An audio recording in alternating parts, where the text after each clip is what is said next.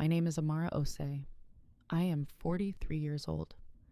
And on a Monday morning in October, a woman I had never spoken to called my personal mobile and said 6 words that ended my marriage. She said, "I think you deserve to know." Her name was Priya Sharma. She was 38 years old. She lived in Manchester. She had 2 children with my husband David, a boy of 9 and a girl of 6. She had been with David for 11 years. So had I. I sat at my kitchen table for a long time after she said those 6 words. Then I said, "Tell me everything." She told me for 47 minutes. When she finished, I knew more about my husband's life than I had learned in 11 years of living it with him, and I understood something that took me a few days to fully process. Priya Sharma had not called me to hurt me. She had called me to warn me. Because what she had found out about David was not just that he had 2 families. It was what he was planning to do to both of them. Let me tell you about David first. David Osei was 46 years old. He ran a property investment company. He traveled frequently. Leeds, Manchester, Edinburgh, sometimes abroad. The travel had always been part of our life together. I had never questioned it because the business was real. The companies were real. The contracts were real. I was a secondary school head teacher. I ran a school of 900 students. I was good at reading people, at seeing what was actually happening underneath what was being presented. I had not seen David. 11 years. And I had not seen him. He had been traveling to Manchester every 10 days or so for 11 years. I had believed it was business. It was. Just not the kind I had understood. Let me tell you about Priya. She had met David 11 years ago at a property conference in Manchester. She was a solicitor at the time. She had since left her firm to raise their children. She lived in a house in Didsbury that David had purchased. She drove a car David leased. She received a monthly transfer that David had told her was rental income from a property held in her name. There was no property. The transfer was coming directly from our joint account. Our joint account, the account I paid into every month from my head teacher's salary. She had not known this until 3 weeks before she called me. She had found out because David had told her he was restructuring his finances, that the monthly transfer would need to stop for 6 months while he reorganized, that she should not worry, that he would make sure she and the children were provided for. She had a solicitor's instinct, even after years out of practice. She had asked to see the documentation for the properties supposedly held in her name. There was no documentation. Because there was no property. She had spent 3 weeks unraveling the finances before she called me. What she found was not just that David had been lying to both of us. It was that David was moving money. Significant amounts, quietly, into accounts neither of us had visibility into. She said, "Amara, I think he is preparing to disappear." The object at the center of everything was a spreadsheet. Priya had built it during the 3 weeks between discovering the truth and calling me. She had sent it to my email while we were still on the phone. I opened it while she talked. 37 rows, each one a transaction, dates, amounts, source accounts, destination accounts. The destination accounts were registered to 2 companies I had never heard of, both incorporated in the past 8 months, both registered in jurisdictions that made recovery of assets difficult. I looked at the total at the bottom of the spreadsheet. £640,000, moved in 8 months, from accounts connected to David's business into accounts neither of us could touch. I said, "Priya, how long do you think we have?" She said, "I don't know, but I don't think it's long. He told me 6 months. I think that means he has a timeline." I said, "Have you spoken to a solicitor?" She said, "I am a solicitor. I have spoken to myself for 3 weeks. I need someone with no connection to David. I need you to do the same." I said, "I know exactly who to call." Grace Okafor answered on the second ring. I told her in 5 minutes. Second family, 11 years, Manchester, 2 children, £640,000 moving into offshore accounts, a man who might be preparing to disappear. Grace said, "Send me the spreadsheet right now." I forwarded it. She was quiet for 90 seconds while she reviewed it. Then she said, "Amara, this is significant. The offshore structuring alone suggests planning. This is not a man who panicked and made bad decisions. This is a man who has been preparing." I said, "How long do we have to act?" She said, "If he is planning to leave, he will wait until the accounts are at a level that makes leaving worthwhile. Based on these figures, that could be weeks, maybe less." She said, "I need to file for a freezing order on every account connected to his business today, before he moves anything else." I said, "Do it," she said, and Amara, the other woman, Priya. I said, "She's a solicitor. She's been tracking this for 3 weeks. She is the reason I know." Grace said, "I want to speak to her directly. Today." I said, "I will arrange it." I called Priya back. I said, "My solicitor wants to speak to you. Her name is Grace Okafor. She is going to file a freezing order today. Are you in agreement?" Priya said, "I have been waiting 3 weeks for someone to file a freezing order." I said, "Then let's not wait any longer. I want to pause here, because what happened in the next 72 hours, while David was in Manchester believing everything was proceeding according to his plan, is the part that required 2 women who had never met to work together more effectively than either of us had worked with the man we had shared for 11 years. If you have ever found an ally in the last place you expected, drop a comment below and subscribe right now. Because what Grace filed and what David found when he came home on Wednesday is the part that changed everything."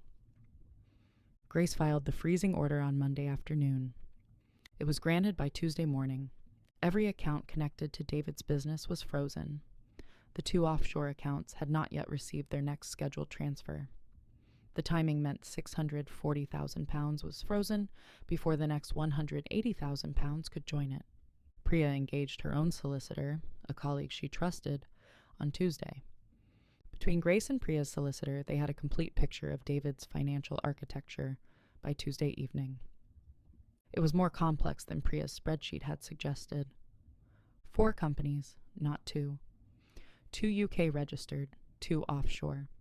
A structure designed to move money through layers until it became difficult to trace. David had been building it for 2 years, not 8 months. 2 years. The 8 months Priya had identified was just the most recent phase. Total assets identified, £1.2 million. In accounts David had believed were invisible to both of us. They were not invisible to 2 women with a spreadsheet and a solicitor who answered on the second ring. David came home on Wednesday evening. He walked into our kitchen with his overnight bag and the specific ease of a man who believes his plan is proceeding. He said, "Good week?" I said, "Interesting week. Sit down, David." He looked at my face and he sat down. I placed a copy of the freezing order on the table between us. He looked at it. He looked at me. He said, "Amara." I said, "Grace Okafor filed on Monday. Every account is frozen. The offshore structures have been identified. The full £1.2 million is accounted for." He said, "How did you—" I said, "Priya called me." His face changed. Not guilt, not remorse, calculation. Even in that moment, even caught. He was calculating. He said, "Whatever she told you." I said, "She told me everything.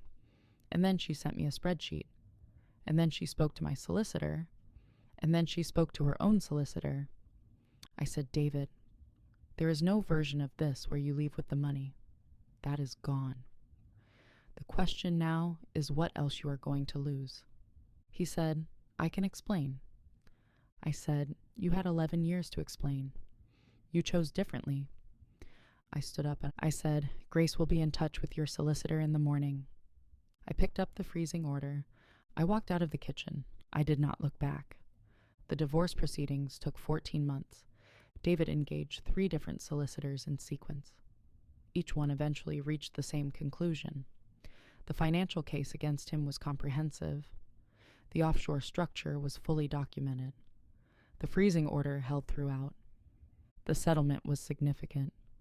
Our jointly owned home was valued at £890,000. My share after the settlement was £445,000. The frozen business assets, £1.2 million, were subject to a full financial remedy order. My share of the matrimonial assets included a proportion of those funds. Total settlement received £623,000.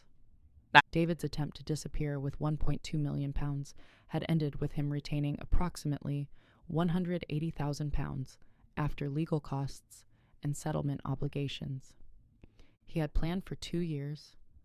It had taken Priya 3 weeks and me 4 days to dismantle it. Priya. Her situation was legally different from mine. She had not been married to David. Her rights were connected to the children and to the assets he had represented as hers. Her solicitor filed separately. The house in Didsbury was assessed. David had purchased it outright. A court determined that Priya and the children had beneficial interest in the property based on David's representations and their occupation of it. The house remained Priya's and the children's. A formal maintenance arrangement was put in place for the children, enforced by the court, automatic, not dependent on David's goodwill. His goodwill had been established as a limited resource. Priya and I have spoken 12 times since the Monday morning phone call. Not as friends exactly, as two people who went through something specific together and who understand each other in a way that does not require explanation. She said once, "I almost did not call you." I said, "What made you call?" She said, "I kept thinking about what he was planning to do. Disappear. Leave both of us with nothing. Leave the children with nothing." She said, "I thought if I were you, I would want someone to call." I said, "You were right." She said, "I am sorry it was this call, that it was this news." I said, "I am not sorry you made it." She said, "No." She said, "Neither am I." There is one more thing. On the Tuesday after David came home, I found something in his home office. A notebook, plain cover, his handwriting throughout, a timeline, his plan written out in stages, dates, account balances, target figures, the point at which he intended to leave. The date he had chosen was 8 weeks from that Tuesday. 8 weeks, if Priya had not called on Monday. If Grace had not filed on Monday afternoon. If the freezing order had not been granted by Tuesday morning. 8 weeks, and he would have been gone, with £1.2 million and 2 families who had believed him completely. I gave the notebook to Grace. She added it to the file. It became Exhibit 12 in the financial proceedings. David's own handwriting, his own timeline, his own target date, the most comprehensive piece of evidence in the case, written by David himself, for himself, found by me, 8 weeks before he planned to use it. The notebook is in Grace's archive now. Exhibit 12. I do not need it anymore. What I have instead is this, a settlement of £623,000, a house that is mine, a career I built entirely by myself over 22 years that David had no connection to and no claim on, and the knowledge that on a Monday morning in October, a woman I had never spoken to made a phone call she did not have to make. She could have stayed quiet, protected herself, waited to see what David did. Instead, she called. 6 words. I think you deserve to know. Those 6 words gave me 8 weeks. 8 weeks was exactly what I needed. Here is what a Monday morning phone call taught me. The people who help you most are sometimes the people with the most reason not to. Priya had every reason to stay quiet. She was protecting herself, her children, her house, her arrangement. She called anyway, because she thought about what it would mean if no one called. She thought about a woman in a kitchen who did not know, and she picked up the phone. Pay attention to the calls that cost the person making them something. Those are the ones that matter, and when someone says, I think you deserve to know, listen. Then call Grace.